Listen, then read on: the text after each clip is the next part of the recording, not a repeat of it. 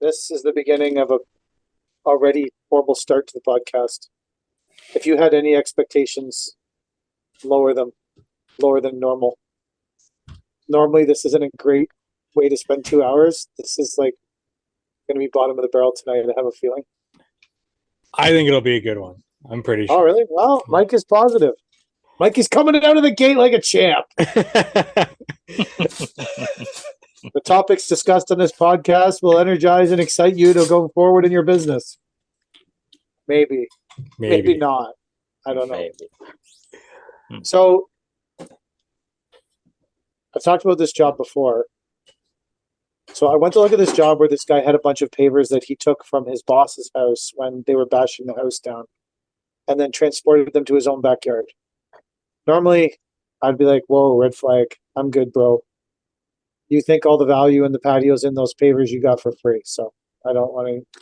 But I continued down the path. We've talked about it before.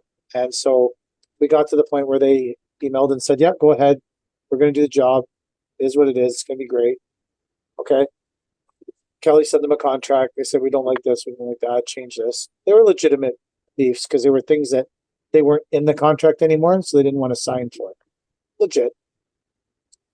Kelly sent it back. Then they started asking all these questions about having seamless stairs. Stairs are 8 feet wide. And I was like, yeah, you could do that, but like the pieces of 8 foot wide natural stone are like, I don't know, 10 times more than the. So wait, they want to use salvage material, but they want a seamless step. Well, the seam and the step became a very large deal. And that was my second. I was like, someone else has been here and talked to these people. Because people don't just wake up one morning and be like, holy fuck, my patio needs a seamless step. Like, you don't go to bed at night happy with, using Permacon Mega Melville steps and having a offsetting joint. You don't go to bed at night happy with that and wake up and be like, holy fuck, I need a seamless step. I don't know if I can live without a seamless 8 foot steps in my. But there's like 5 steps in this place, so this is like, I'm because these people are like super budget conscious. I email them back. I'm like, hey, these steps are like worth $1,500 each to buy. There's 5 steps plus I need to build the returns. Yeah. So there's way more than 5 steps, and I might use a filler on the top, but on the bottom of the base of it, I'm not using fillers to build that, right? 5 high, whatever. Anyways, I'm like, the cost of this is like fucking going up like 12 grand. Like, I'm not even doing anything. Plus, you got to have a bigger machine because the steps are heavy. You have no fucking access. We got to cut trees down. It's a whole. Well, I need seamless steps. I'm like, okay, well, it's going to cost a lot. So then they email back and say, we don't need seamless steps anymore. We're all good. We're going to do this. I said, okay, great. So Kelly sends them another version of the contract. Waits 2 or 3 days. I mean, we're in so deep, we have locates at this fucking house. I thought you just called locates in for fun. Oh, God, yeah. That's what I spend my Sundays doing. Much time as I can possibly spend on locates, I do. So we have locates. Kelly sends a contract. They don't respond for 3 days. Kelly sends them an email on, I think, Friday. They don't respond. Kelly sends them an email Monday. Hey, are you guys doing this job? Like, what's the story? They send back an email saying, after much deliberation, we're not doing this job anymore. No way. I'm like, okay, well, whatever. But like, I'm like, okay, well, that was like 3 weeks worth of work starting next Monday. Wow. Like, wow. Okay. Would you go back and throw in the seamless step at this point? No, fuck them. Can't do it. That's wild. I mean, the problem is that when someone, you know what I think the actual problem is? I was talking to Jordan from DPR and Rob Havery about this. You know what I think the actual problem with this season is? What? Every single person that we're getting, every single person we're talking to with a lead is some person that everyone else red flagged for the last 2 years when they were busy. And all that's left is shitty red flag people that want to tell you exactly how big their steps are and exactly how much square footage there is. And every one of these people that for the last 2 years, all of us have been like, go fuck yourself. I don't need your headache. I don't need you had to have already calculated to the exact layer what I'm buying. You can suck it. Like, but now all of us are forced to deal with these people because there's just no other people to deal with. And so now we're all like in this mixture of, a lot of the people I talk to are in this mixture of crazy red flag people that, anyways, that's my theory on it, that we're just all, it seems to be every person I deal with anyways. That you guys seems to know be what- a good conclusion. Do you guys know what makes your mouse stop working? Gets Do you have a unplugged. ball mouse or do you have a laser mouse? I Do have a they laser still mouse. make ball mouses? I remember the kids used to always steal those in elementary school. Yeah. The mice would have no So balls this in is a them. laser. Oh, maybe there's no laser because the battery's dead. That could be it. That'd do it. Is that a possibility? Or That's the a battery's... very good possibility. If I was holding it on my hand, would I see the laser? If you touch it down, you should, and then pick My- it back up. My Apple, you can't see the laser. I got an Apple. Well, that's because it's fancy pants. Well, Do you use that Apple mouse in your Lone Star Laramie Edition pickup truck? Because I've I use never- the shitty mouse from Costco in my Veloster. why do you have a mouse in your truck? Well, because you're doing work in the truck. Oh. Well, I don't have Oh, a truck. I bring my iPad. So that's a gross in the truck. exaggeration of my current status. I don't have a truck. Well, I have a Veloster. It's awesome. recently the guys have told me that my truck stinks. Smells, or like it's just a bad No, truck. it smells like No, it smells. smells like. I remember getting in my old boss's pickup truck, and it would always smell like spilt milk, like from his Ooh. coffee and stuff like that. And I have a feeling my truck is going the same way. Like I need a Yeah. good detailing in it, You are but I can't. you I can't. are your old boss. Yeah. I think. You've ascended to the sour milk truck. Yeah. I need a good detailing, but What you need to do is start manning up and drinking black coffee. no. I'll drive in a stinky truck. It could have been. It could be your pajama employee leaving his underwear under your seat or something. Has anything been spilled in your truck? Everything gets spilled in my truck. Oh, maybe that's Like, the problem. Little bits of coffee, protein shake, stuff like that. Yeah. I don't doubt that they're absolutely correct whenever they say I've Can't spilled you get something like and a it stinks. mobile? We used to have a mobile detailing service come. Yeah, that's what I need. I need someone to do all the trucks. Someone came and did all of our trucks once. It was awesome. Was it? That's exactly what I need. And we rented an RTV, and then when we were returning it, we had them come and detail it so that it went back the way we got it. I Was could it do good? that. Actually, It was someone well worth came- $100. someone came last week and mobile pressure washed our old backhoe so we can sell it. Did a great job. We have Now a you guy. can't tell where the leaks are. We have a guy come in every other week and wash the trucks. That's a good The 4 idea. trucks. Is it expensive? It is. It's $100 a truck. Oh, That's that's not bad. better. Like the backhoe, I think was $250. Oh, But it well, was- because the guy was coming just for the one thing. But if you told him, I want you to come and wash my fleet of trucks and I have 5, they'll give you a better deal. It was more Inside and expensive. out or just out? No, they just come in, they power wash and soap the. It's good because they wash the motor and they wash all the stuff. The trucks aren't. It's been actually super shitty because my my truck, I had it. It was wash weekend, and I took it to go get a bin, and that's when the wash guy showed up on the Saturday. And then 2 weeks later, the same thing happened. And then now this is the 3rd time he was supposed to wash them, but it was a long weekend, so he didn't show up. Because the wash guy is kind of sketchy. So And I'm like, okay, my truck hasn't been washed in like 6 weeks. But that's because it wasn't there twice, like legitimately. Like I took it and went to Yeah. like go earn money, I guess. that's when they come, is on the weekend? It's a wash weekend come- thing? He comes That's incredible. He comes on Saturdays. I guarantee there's someone in Cornwall doing this. You just haven't looked into it. You're absolutely right. I haven't looked into this at all. There's My, all- there's my all kinds of- roommates used to do this, and they would go in at like nighttime. So Mm-hmm. they would go from like midnight till 8 a.m. or something like that. How do you tell if you got all the spots in the night? I have no People idea. It don't must care. have been They're lit big up. trucks. Yeah. What do you mean? I care. If I'm paying for it, I want it done right. Well, there's all levels of paying. Like, I think the people that wash our trucks do a great job. Like, the trucks are pretty clean, and Yeah. I mean, I don't think there's perfection washing triaxle dump trucks in a yard that's full of dirt.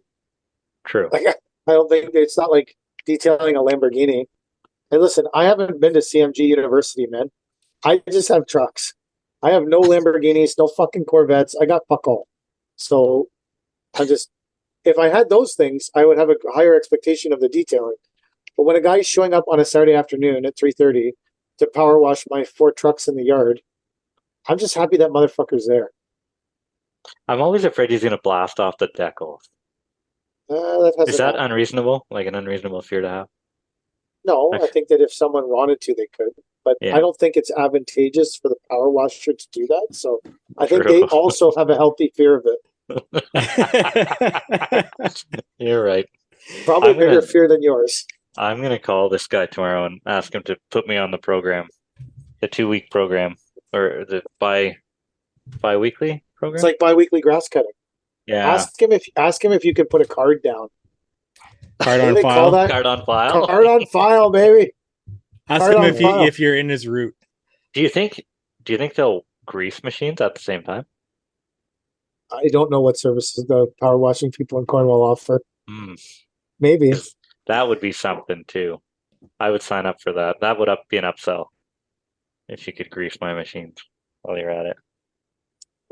We have a guy that one of our guys comes in every 2 weeks and greases them on Saturday. All the Another trucks. Saturday guy. Yeah. He doesn't do it every week. I know actually he does it when he feels like it. Sometimes it's every 2 weeks. Sometimes it's I don't. The trucks are getting greased more regularly now than they ever were before. So that I'm satisfied with. So I own a tandem, but I don't know where or how to grease the thing. We have an auto greaser, but I don't know what it greases or how to fill the auto greaser. Those are What problems. what should I be looking for? What should I be? Well, you should be YouTubing it.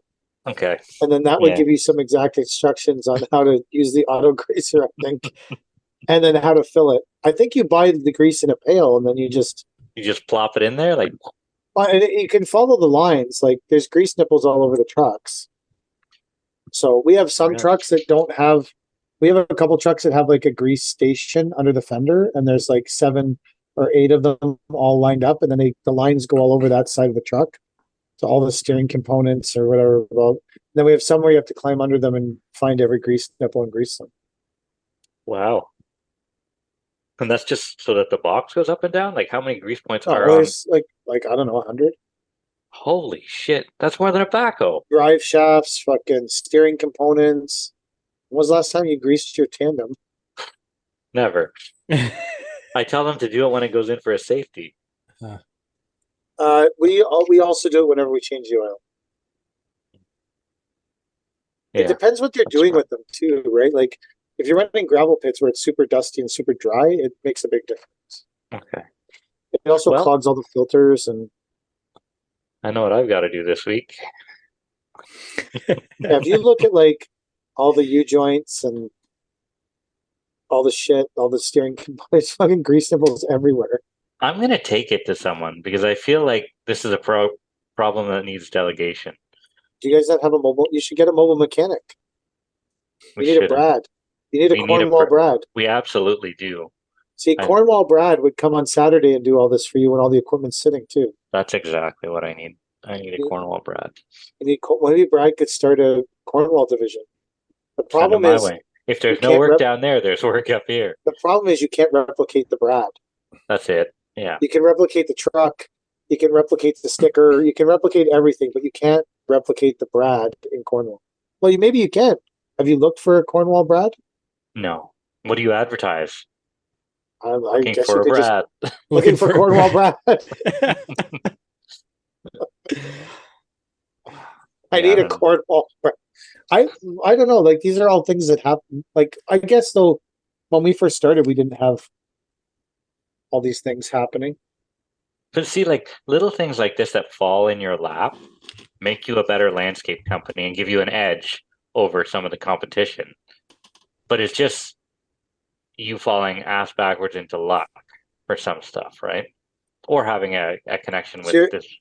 essentially, what you're saying is nothing I've done was based on skill or smarts. It was all No, based on luck. no, but I'm cool with that. I don't Let's- actually protest that statement. no, but say NDL was right beside Paver King. Our shops were right beside each other. We started Yes. at the same time, but you had this somehow. Brad walked into your yard one day and said, "Hey, I can fix that," and he started fixing shit for you. And me Yes. next door, never having a Brad. Well, that's almost what happened. Well, exactly, right? So it gives you that little edge, just a little bit of luck for your. Oh, your that part of the was really business, lucky. right? So, Yeah. Oh God. Yeah. yeah. So Thank God for Brad and his entrepreneurial spirit. we got a carpenter No, like that. I would guess we're one of his biggest clients. I suppose. See, like, I wonder at what point does it make sense to have a mechanic on staff? Like, how big do you need to be? Even if they're greasing shit, like, How much? You'd have to keep them busy enough, right? 40 hours. well, could you not send them out to fix other people's shit too if you Yeah. weren't busy with them? I don't know. Like, I don't You'd know have what to buy a mechanic- truck for them, right? We should have Brad on here. Yeah, that would be Yeah. cool. We should get Brad on here to talk about if you want to keep a mechanic, how you should treat them. Because I feel like a lot of people do not treat mechanics, particularly mobile mechanics, with the amount of respect that they are due and place enough value on them as people. That's my opinion.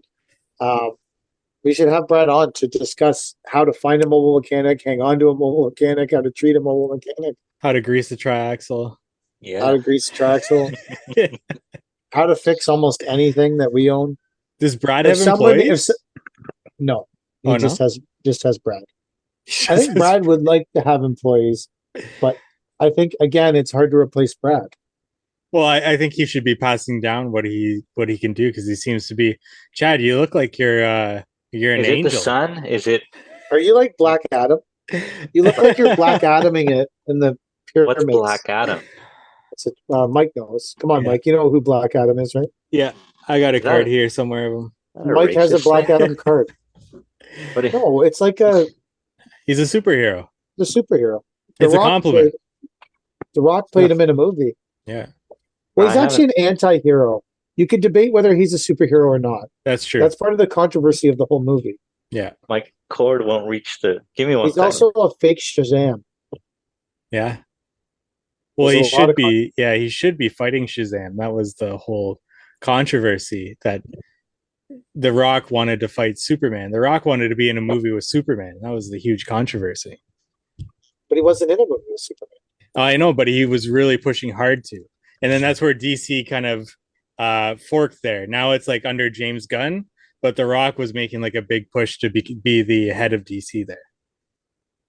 Oh, so the Black Adam would be the new... Yeah, he wanted Black Adam to be as big as Superman, essentially.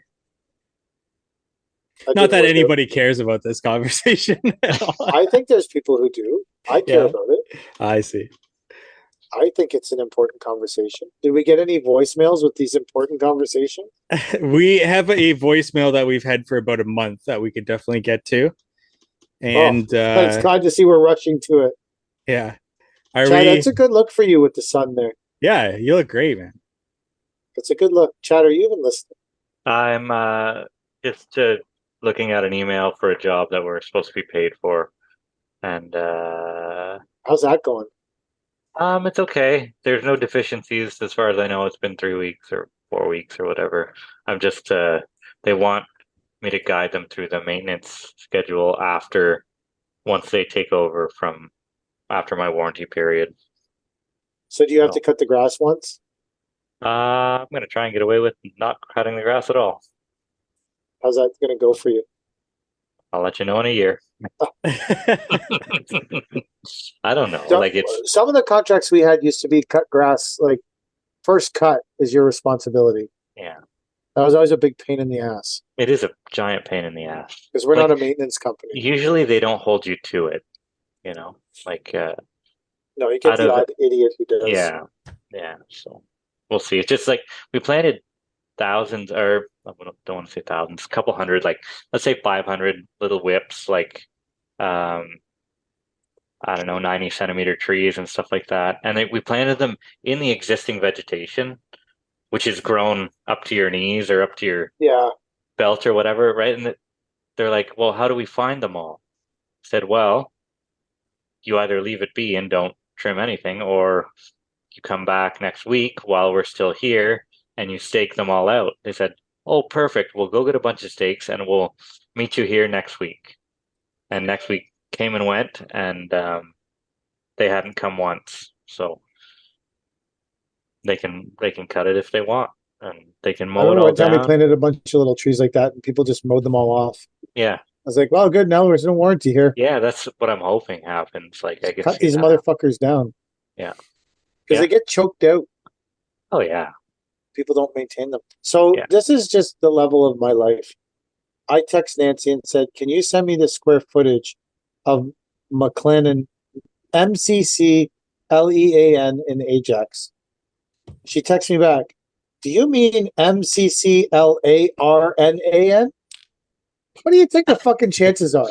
Obviously, that's what I fucking mean. What are you talking about? You fucking moron? Obviously, that's what I mean. No, but you think we have multiple jobs that are MCCL? Like, no, that's not a common thing. Could be the double Garth situation. She's listened to this podcast. She knows. It could absolutely be a double Garth situation. You never want to mess with two Garths at once. No. One Garth is the limit. I wonder if there's any people that are like Garth and Garth Jr. or Garth the Second. Because then you got two Garths at once in the same place, you would think. That could be a dangerous game. Yeah. What's the voicemail? Oh, I guess I can play it. I do have a question for you, PK. Have you considered... You do or someone else does? No, I do. Have you considered, with getting more leads, that you should buy a sports car and meet up with other people with sports cars and to try to get leads that way? That's a strategy that I learned from a certain somebody with a university. I haven't considered that, but now that you say it, I feel like when you're struggling to find work and you're in an industry that's not skyrocketing the top, the best thing you can do is buy a really expensive sports car. I feel like that is definitely the solution to almost any problem in life. Hayden Everett left this voicemail 1 month ago. So Hayden, he leaves a lot of Not Our Finest Hour themed comments on my YouTube channel. So Hayden, thank you so much for that. And for being a loyal listener, it seems. With how many Not Our Finest Hour comments does he leave on the Not Our Finest Hour YouTube channel? I don't know. I actually haven't been on that channel for quite some time. I don't even know how it's doing. He doesn't leave any comments. All right, we'll listen to this and we'll see what he has to say here. Okay. Can you guys hear it? No. Can't hear it. No? All right. Technical issues. Give me 1 second here. You're over your second. All right, how about this? Contractor in the east end of Toronto. My question is for all three. Go backwards. Go back. Oh, go backwards. I'm trying. Jesus, reverse it, Mike. Okay, can you hear this? Not yet here now. Going, Hayden Everett here, landscape contractor in the east end of Toronto. My question is for all three of you guys. When you talk about lift and relay, do you guys typically lift the pavers, add a little bit of HVB, and reset them? Or are you actually lifting the pavers, digging out the base, redoing the base, and installing them again? The reason I ask is obviously pavers get relayed because they have, quote, failed and they've gotten all wavy and off, which typically is a reason, or typically the reason behind that is because the base wasn't done correctly or sufficiently. So I guess my question is, it's a much bigger project to redo the base. Virtually, it's a new hardscape install other than the cost of pavers you have. So what do you guys do based on what Chad's talked about on those commercial sites with those really low cost rates in his town? I mean, it's pretty obvious they're not redoing the base. They're just kind of, I guess, putting down a little bit of HVB and putting them in. But How do you guys specifically approach lift and relay? Thanks. Thank you, Hayden Everett, for that voicemail. How do you guys approach this? So if I'm going to dig out the base, then I just trash the pavers because cleaning them is more time consuming and labor expensive than if you're going to dig out the base, you might as well get rid of the pavers too, because it's just way more time consuming to clean them than to get new ones. And then normally I just say to people, like, if we're lifting and relaying this, we will recompact the existing base and put the pavers back down, but we offer no warranty on it and don't like, obviously it failed before, it will probably fail again. But if you're just looking for a quick, there's a lot of reasons people lift and relay pavers. So I'm not here to judge you. I'm just here to lift and relay your pavers. And if anyone needs any pavers lift and relayed in the Durham region area, and they're considering having some work done, we have openings. Just a few if your project was 12 weeks long. But we have openings. Now with one free seamless step for installation. And we only install seamless steps because that is the make or break. So if you're digging out the base, you might as well replace the pavers in my world. Yeah. I don't think I've ever dug out the base and put used pavers down for me. But so we went to a job, I want to say 4 or 5 years ago now. Actually, probably happened to us a couple times over our career, where we'd show up and they say, we need this lifted and relayed. I said, well, do you want to redo the base? Because obviously the base is garbage. No good. Let's look at your wavy pavers. And they say, what do you mean? The base is fine. I just want them relayed. Well, and you have to say, like, well, if the base was fine, this wouldn't happen, right? And we've ticked off some people by saying that before. So I said, fine, I'll recompact, regrade and relay, but there's no warranty on any lift and relay work unless you're going to spring for a whole new base. My discretionary right to offer no warranty on lift and relay work. Absolutely. Yeah. Mike, you are the lift and relay machine. How do you handle this issue? The machine. I provide 3 different scenarios. The first scenario, I always take out the bedding layer because usually that's got some sort of dirt in it or weeds growth or something in it. So always scrape out the bedding layer. And then first scenario what if it's a pure limestone build and the whole thing is the bedding layer? Well, I usually remove a paver to know what's underneath before I actually quote it. So that is fucking great advice for anyone that's listening. Yeah, on that consultation, I always pull out a paver because they're going to be pulling it up anyways, and I just dig down a bit just to see what's there, because that's definitely come up where it's all limestone screenings, and then I tell them I won't touch it unless it all comes out. And then so scenario 1 is scrape out the bedding layer, compact, and re-bedding layer, re-screed, and relay. Scenario 2 is replace the base but reuse the pavers. And scenario 3 is everything, redo everything. And nobody's ever gone for scenario 2. I just provide that to show how much better it is for them to just go with scenario 3 if they're thinking of going with scenario 2. So that's how I do it. 3 different scenarios and let them choose. But it's always scenario 1 or scenario 3. But no one has ever picked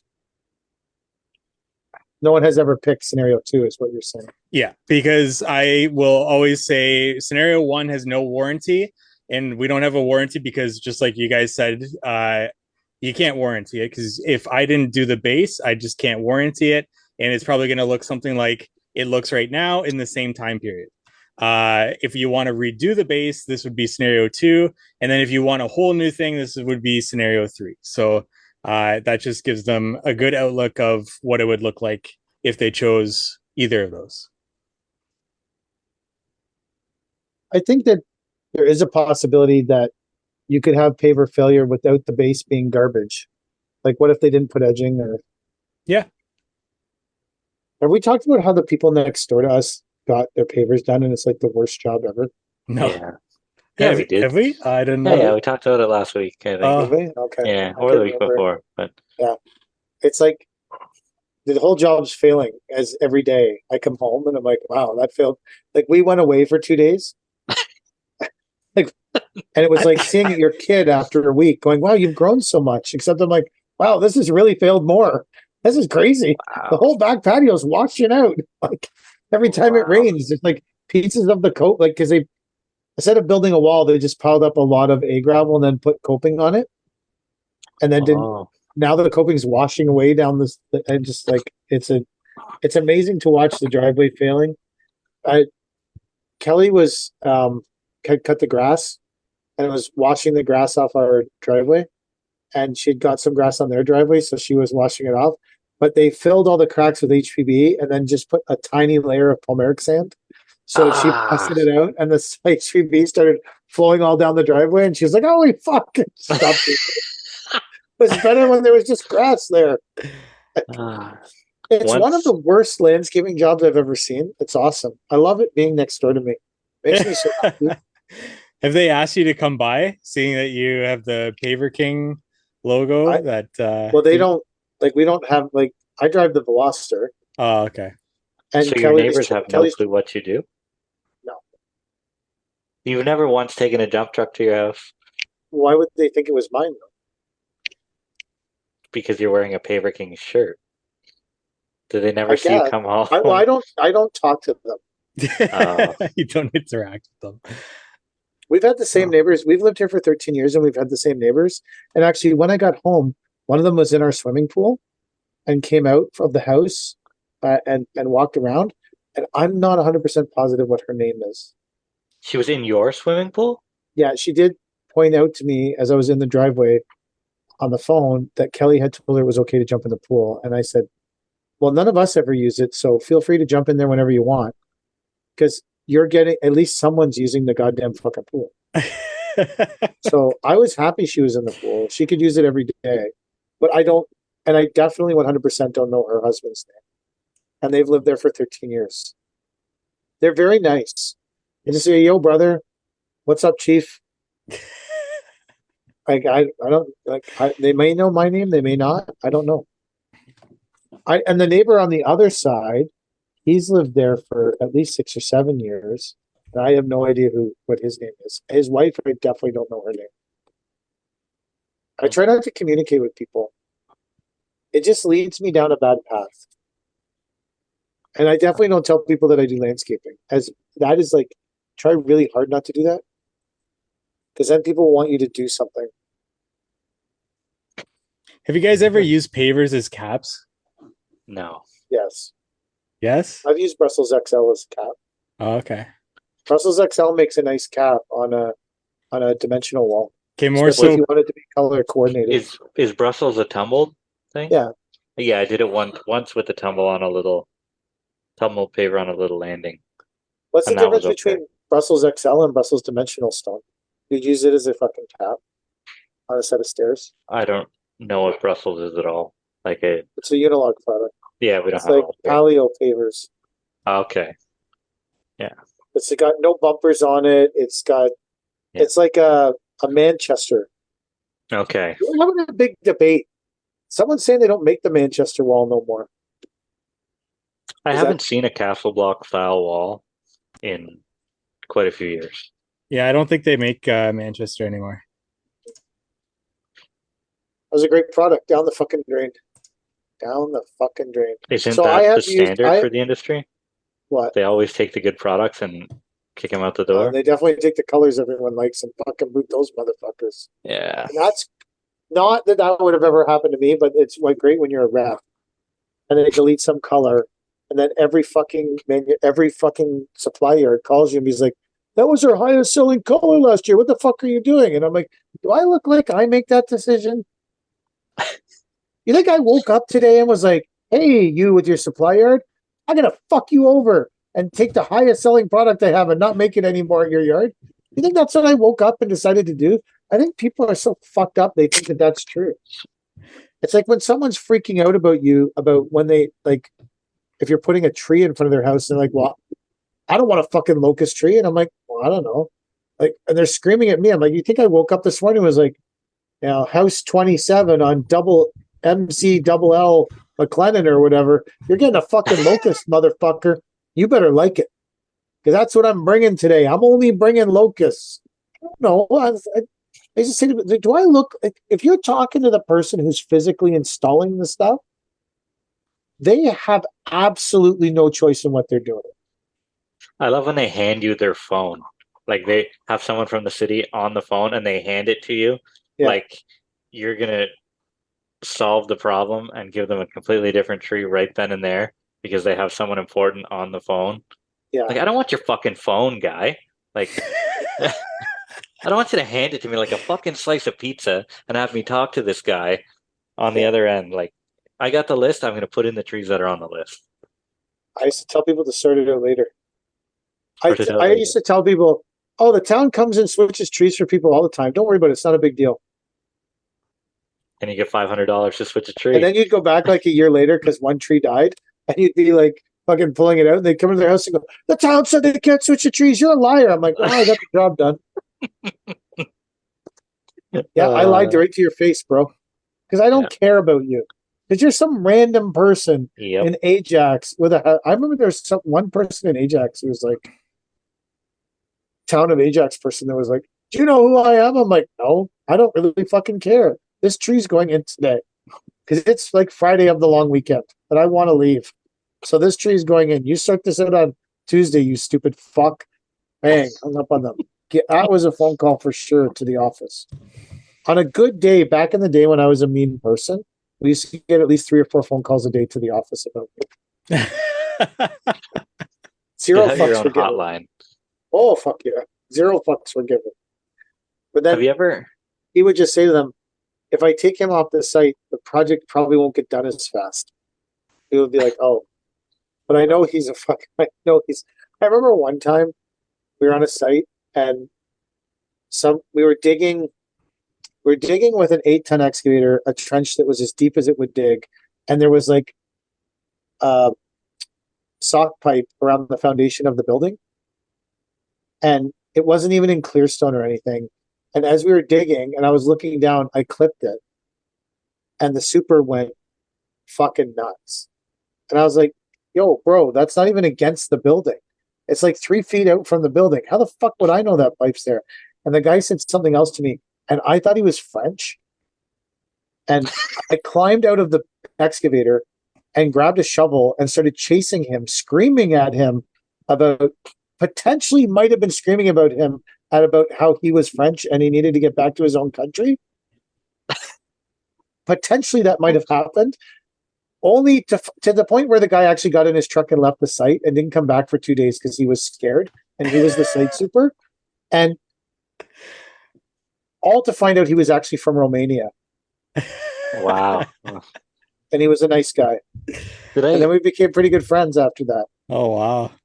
But I was like, hey, bro, if you had put your pipe against the fucking building, this shit wouldn't have happened. I never used to put up with shit from anybody. Now I'm like the king of putting up with everybody's shit. I guess I'm just old. What changed? I got old. But like at what point? Or was there something that changed? I can still get pretty mad. Yeah. Like that time at the bank. Oh, yeah. That was like 3 or 4 weeks ago when that guy was yelling at those women in the bank. But not like I used to get like never put up with any shit from anyone for 1 minute. Like not even a minute. I would like just start spazzing on people. Now I don't know. I think I just got old. I just got tired of fighting everybody too. Fighting everybody sucks. Like just getting into it with everybody about everything, it just fucking sucks. Now I'm like, whatever. We'll just move on from this. You know, if someone cuts me off or whatever. You know. Some Pizza Nova truck driver was like freaking out behind me today. A Pizza Nova? Yeah, he had like a Pizza Nova transport truck, and we were going down Thornton. And Thornton's like this like weird road where it's sort of like in the country, but it's not. It's the best. I love driving it. It's my favorite road to drive on. And it's like 80. So I'm like going 80. And this guy is like, I didn't even see him because there's no one behind you. It's this like abandoned road north of 7. And I'm driving on it. And then this guy is like at my bumper in this transport truck, swinging his fists wildly and screaming at me. And I'm like, that's going to make me want to slow down. the more you scream and yell at me, the slower I'm going to go. And even though this is a absolutely pathetically slow, awful vehicle to drive, it's still faster than your shipbox Freightliner fucking transport truck, Cascadia transport truck. So I would slow down and then speed up, and then slow down and then speed up, and he couldn't quite catch me. But on the truck, it does say strike first, strike hard, no mercy. So he should have known better before he started swinging his fist at me. That happened today. Maybe I'm still angry. I don't know. I don't think I'm as angry at everybody. What vehicle makes are the worst drivers on the road? Dodge Ram pickup trucks. Really? Oh, fuck yeah. I've driven them. I know. Like, if you drive a Dodge Ram pickup truck, you have to drive 2 inches from every other person's fucking bumper. I don't think so. I don't drive over the speed limit. You are a rare I'm Dodge a pickup very truck. slow Wow. driver. If you look at a truck, if you're on the 401 and there's a truck wildly going in and out of traffic, guaranteed to be a Dodge Ram 1500 Warlock. Warlock edition. Warlock. Fucking hunting the fucking hobbits. I'm the Warlock, man. Fucking coming for those motherfucking hobbits. Listen, Tacoma, you're a fucking hobbit. I'm coming. I don't know. I've driven Dodge Ram pickup trucks. If you're looking for aggressive drivers, they're driving Dodge. I've read Maybe articles. that's why about they're it. flowing transmissions. I've read articles about it. It's something to do with the fucking ram head and the kind of personality it attracts. To want to have so a big the truck ram. attracts the personality, not Yes. the That's- person gets there's behind the Dodge. a whole, Okay. Yeah, there's a whole thing about it. Yeah. Because I find that Audis are the worst. Audi drivers. Yeah. Bobbing and weaving out of traffic and speeding. No, BMWs. have They're to be pretty worse. bad. Mercedes is up there People with with Mercedes BMWs. but- SUVs that also have Dodge Ram pickup trucks, they're a fuck show. Yeah. I don't think between my wife and I we've ever gotten a ticket. Wow. I could be wrong, but I know I have never gotten a ticket. I've gotten a ticket. One time we drove all the way to soccer, and then Paisley was like, I don't have my cleats. And then we drove all the way back. And while we were driving back, this was like on a Sunday morning, I was giving her the traditional parent speech about, you got to pack your bag. You got to, my dad gave it to me when I forgot my neck guard or whatever the fuck playing hockey. So it was a great momentous day for me to give the speech, because in soccer, there's not that really many things to forget. Like, let's be honest. It's like, it's a chingo. Anyways, I was giving her the speech, and as we came over the hill at Roslyn, I got busted for speeding. Ooh. But the guy lowered it to 10 because he was like, what are you doing? It's Sunday morning. And I was like, well, she forgot her fucking cleats. And he was like, you should check your bag. And I was like, see? Check your fucking bag. And this cop thinks so. Then he came back and said I lowered it to 10. So thank you. And we were still late. Then we were even later for soccer. That's the only I can't remember the last time. One time I got a ticket for like having propane tanks rolling around in the 100-pound propane tanks rolling the back around in the back of a 1-ton dump truck. Oof. Yeah. I got a ticket for that. That I was can before see there was that. safety. No one gave a shit. 100-pound propane tank. All that is a missile. They can fucking go through a building. What the fuck are you driving around with that son of a bitch? Hey, didn't some guy set a tanker on fire down near you guys a couple of weeks ago? Yeah, it blew up and screwed up all the traffic. Yeah. I heard it even Wow. blew up the sewers. Yeah, so all the gas poured down the sewers. And then it wasn't it was like jet fuel or something. I don't know. It was some kind of like really flammable stuff. So all of it poured down the sewer, and then it exploded, and it blew the sewer caps and blew apart the road and everything. No way. That's wild. Did Yeah, they ever there's lots find out who was which company was driving that? Well, I'm assuming. There was the truck. So there's a video of the truck, and it's in the slow lane, and then it just goes straight across into the shoulder, hops the shoulder, and then a truck hits it coming the other way. That's why it exploded so fast. Because it jumps the median, and then a truck going the opposite direction hits it. And those two people died immediately. Wow. By the way, if you watch how the truck came across the lanes, the guy who was driving either fell asleep or had a heart attack.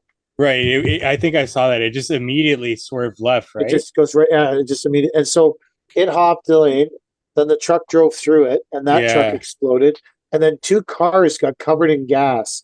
And that's why when there's all those videos of it, there's like a big truck burning, a regular, like a tanker truck burning, and a regular transport burning, and these two cars burning in the ditch. And you're like, fuck, these cars get on fire, but it's because the lit fuel covered them. Wow. And then those people in the cars jumped out and ran.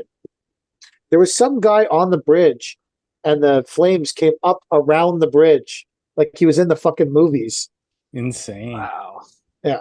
See, we were getting a tree order that morning, and the Dude. tree truck driver jumped out of his truck and did you see what happened in Toronto?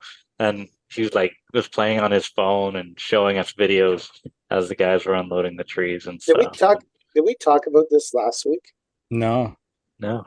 Okay, so during the Durham region was chaos the next day. I bet. Like, I mean, total chaos. The highway was shut down in both directions, emptying right into Durham region. Like it was total chaos. So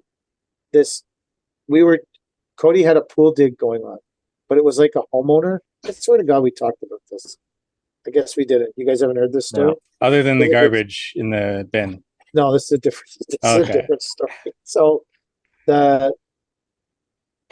So a contractor gave my number to a homeowner, which is the best.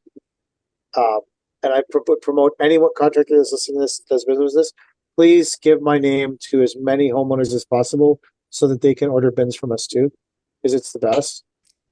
I actually feel like I might start voting people who do this off my island. So don't do it if you want to stay on the island.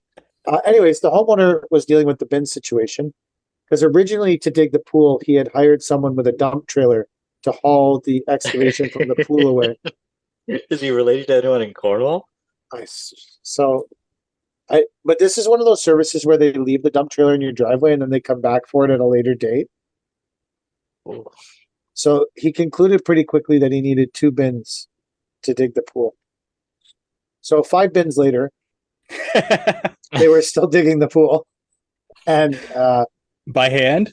No, the contractor that I know was digging the pool for him. Oh, I guess this guy was handling the bins or the disposal of the dirt because he was trying to save money and whatever. So anyways, it ended up running into like a bin the next day, and that's when the truck exploded that night. So the next day he called me and he was like, he's like freaking out. And I'm like, dude, like, what do you like? What do you want? What do you want us to do? Like, a truck exploded on the highway, and he's like, "Well, I know a truck exploded on the highway. I'm a firefighter." I'm like, "Well, why don't you go down there and put the truck out so we can get your fucking bin to your house?"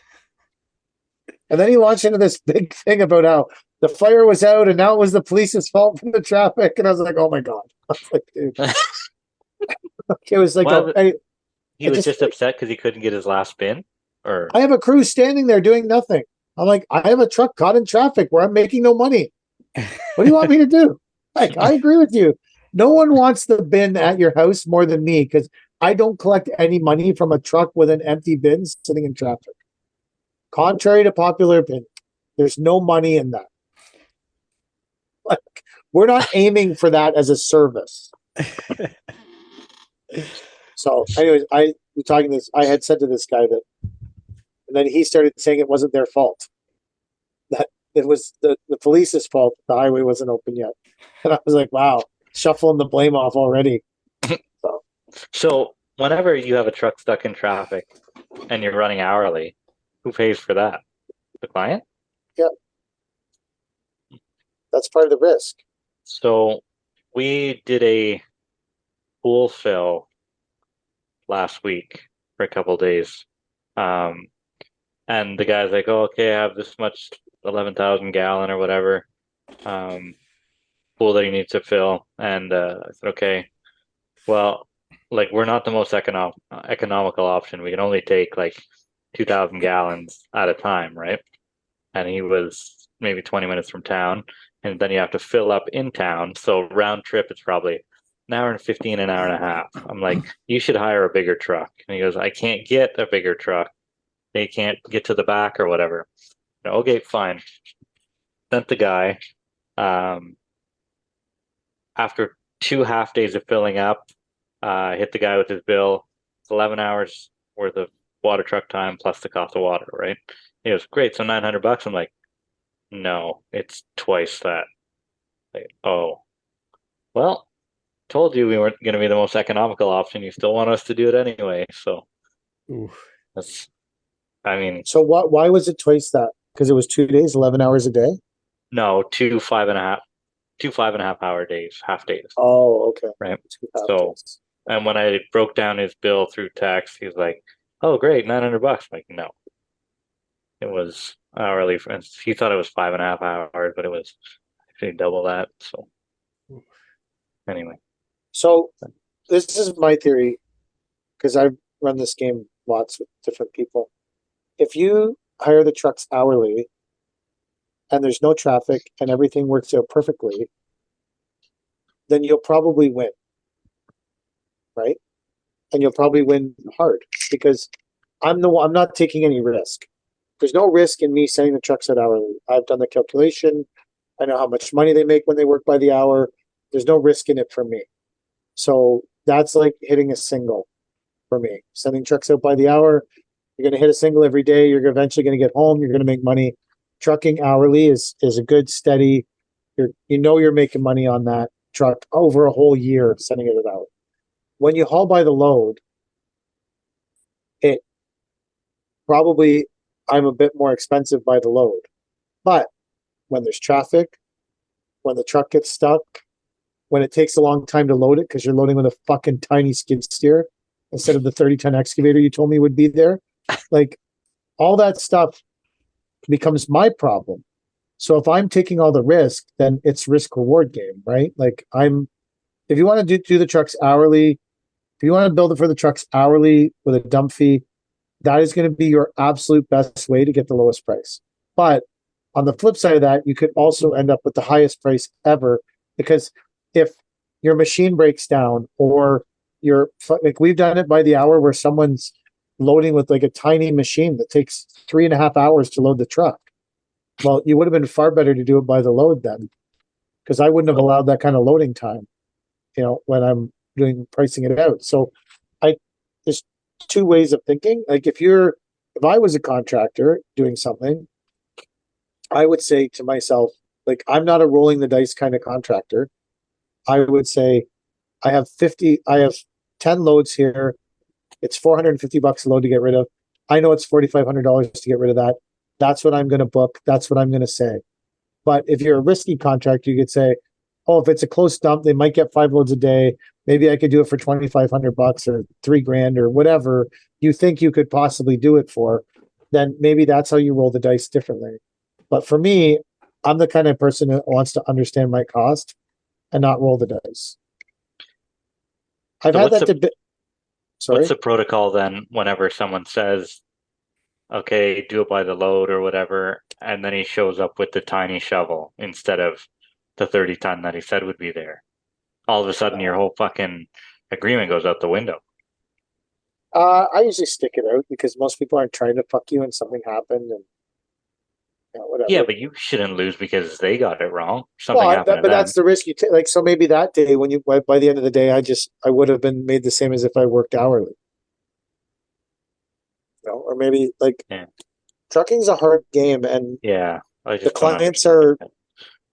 Well, no, I agree with you that you have a legitimate bitch that you should probably be able to say, hey, like you're not loading with the right size machine. But on the flip side, like most of the clients we have are good clients who maybe their bigger excavator broke down or their loader operator, like sometimes people hire an excavating contractor to load the trucks and that guy doesn't fucking show up that day. And so they're loading with their skid steer they had on site.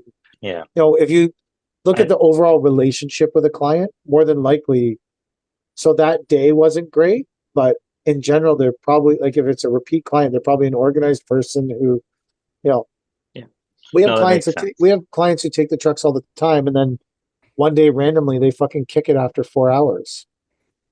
They call you and be like, I'm done with the truck. And I'm like, okay, it's noon. What do you want me to do with the truck for the rest of the fucking day? But then I don't say shit like that because I just look for something for the trucks to do because on the flip side, maybe that person hires the trucks constantly and, this is one day for them where things didn't work out perfectly. So freaking out and spazzing on them isn't good for the long-term relationship. Plus, in general, I always have like a bunch of weird shit going on that people call me for that I can send the trucks. Like people call me every day for some weird Yeah. thing that they need done, or someone called me today to float a telehandler. Like it's a guy we did it for once last year. He called me, "Hey, can you float my telehandler?" I'm like, "Oh, well, that takes up some time. Sure, let's do that." Nice.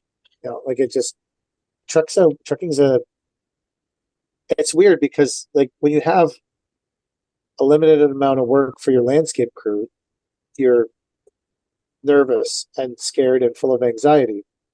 But like I don't have anything on Cody's schedule for tomorrow morning. Actually, I do, but like there's some days she comes to work and I'm like someone will text us tomorrow in the morning, and always someone texts you like 6:30. I forgot to order a bin. And I'm like, oh, good, I'll put that in the schedule. Okay, she's on her way. Love it. Like it's a totally different thing. Like you don't know but stuff just comes up. Like people just same with float moves, and like I have all the trucks booked for the week this week, and that's pretty rare. It's a pretty rare thing to look ahead for the schedule. Well, Cody's and mine are. The bin trucks are never booked ahead for. Cody's one. She's got a pool tomorrow, so whatever. Anyways, it's it. I don't know how. I guess if I was like doing that water thing, probably I would have said to him, "This is the cost of the truck by the hour, or it's $300 per load of water. You tell me what you want to do." Yeah. Yeah. It's well, it's done now. You have the price and How many loads of water was it, 4 or 5, I think. and how much was the bill? 17 something. I So think. 1,700 divided by 5. So it was 300. Basically, what this water cost this guy was $340 a load. Yeah. I think that seems pretty fair, actually. Where did you have to go to get the water? Back to town. So it's a 25-minute drive between the filtration plant. No, I want to say at least a half hour. How long does it So take to fill the truck, 10 minutes, 15 minutes. and how much to empty it? Oh, half an hour. So you got 45 Half an hour minutes. at least, probably. You got 45 minutes of driving, or of loading and unloading the truck, and then you got an hour of driving. Divided by 60. So you got 1.75 hours of driving. How much does water cost? $50 a load. So you got 290 divided by 1.75. So you're getting $165 an hour for the truck. Close. But I think that's what we aim for with the water truck anyway, because it's a specialty truck Oh, for sure. Yeah. and there's water trucks inherently need to make more an hour than a dump truck because they don't go out every Oh, single yeah. day and And can they only don't do work all winter, and there's no Yeah. work for, there's no work for them in the fall. And water truck is the most expensive truck I think you could own. I was kicking around the idea of we use the water truck enough in the summer. Why don't we buy a nice water truck? And then they're like 200 grand, and all it does is move water. Were you going to get one with sprayers though, so you can clean roads and shit? Yeah, well, we've got offered like one job to clean roads, I think, in 5 years. So People don't call you for shit you don't have. yeah, I know. Well, they can keep not calling me for this because They can keep. I don't need. I don't need that. There's enough other guys that'll spray the road for you. Actually, one guy, we were hauling Phil on our one trucking job this year, and the guy was gonna put the kibosh. It hadn't rained in 2 weeks. Everything was a dust bowl, right? He's like, if I can't get water on this, I'm calling off the haul today. And all the old guys are like, what the fuck? You're gonna call off the haul because of some dust? And it was this young guy who took over his dad's company or whatever. He didn't want the dust was too much for him to handle. And all the old guys are pissed off. They're like, we're fucking driving anyway. Fuck you. What was he doing? Driving a truck? No, it was the guy loading the excavator or loading the Oh, trucks or with something. the excavator? Yeah, he was saying it was too dusty at the shop, so they wanted to call it off. Calling off So the haul. call it off. No, you call off the trucks and they're not coming back. They're not going to wait No. a day for it to rain for you. Like, No, um, I've never had anyone call off the haul because of dust. no, then that's exactly what they want to do. But, I bought a backhoe this week.